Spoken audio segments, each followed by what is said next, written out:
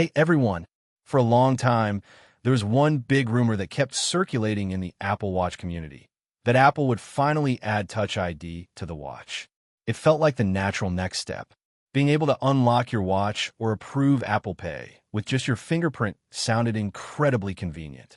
But the latest leaks tell a completely different story. It looks like Touch ID is not coming to the Apple Watch Series 12 or the Ultra 4 in 2026. And honestly, this decision says a lot about where Apple is taking the Apple Watch. At first, this might feel disappointing. Typing a passcode on a small screen can be annoying, especially when you're on the go. But when you dig deeper, Apple's choice actually makes a lot of sense. The main reason is simple: space. The Apple Watch is already an incredibly packed device. Every single millimeter inside that small case is extremely valuable. You have the battery, advanced health sensors, speakers, microphones, cellular antennas, the digital crown mechanism, and structural parts all competing for space. Adding a fingerprint sensor, whether under the screen or inside the side button, would require sacrificing something else. According to reliable supply chain leaks, Apple decided that the trade-off just isn't worth it right now. The space needed for Touch ID would have to come from either the battery or the health sensors, and right now, both of those are higher priorities for Apple. Let's be honest, the number one complaint about the Apple Watch has always been battery life. People want to wear it all day and night without anxiety. A bigger battery or more efficient components deliver real value to every single user. A fingerprint sensor, while convenient, is more of a nice-to-have feature.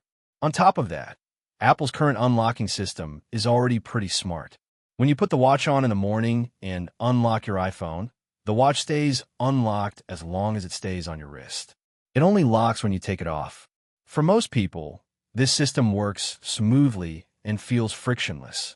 Apple is also heavily focused on health features right now. The upcoming models are rumored to bring better blood pressure trend monitoring and continued progress toward non-invasive glucose monitoring. These are big, meaningful upgrades that can actually improve people's lives. From Apple's perspective, investing limited space in new health sensors makes more sense than adding another way to unlock the watch. There's also the manufacturing and cost side. Adding Touch ID to a watch isn't simple. The sensor needs to work reliably even when your hands are wet, sweaty, covered in lotion, or cold. It would increase production costs and complexity, which could push the final price higher, something Apple is usually careful about.